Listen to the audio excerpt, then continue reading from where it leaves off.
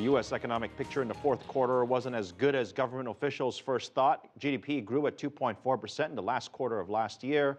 The initial estimate was 3.2%. Why?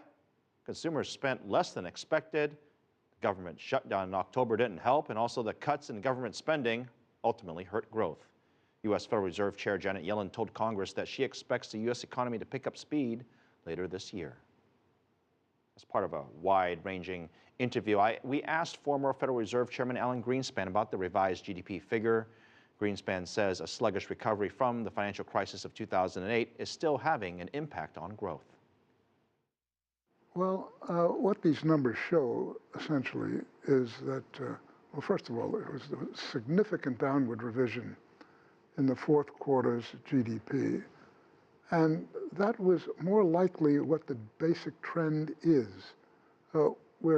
We grew at 2.4% in the fourth quarter with the revised figures, and it looks as though we're growing at about a 2% rate.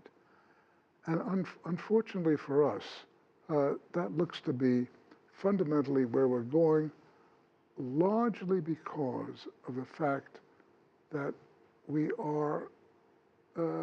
ran into a very serious trouble in 2008 crisis, and our recovery out of it has not been matched by the way it was in 10 previous recoveries.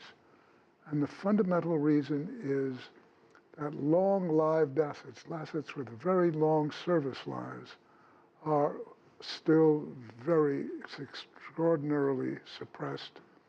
And this means buildings. It's residential building, it's non-residential building, and fundamentally it is a very major increase in uncertainty in both households and in business, which has been suppressing this level and looks to me as though it's going to continue to do so for a while.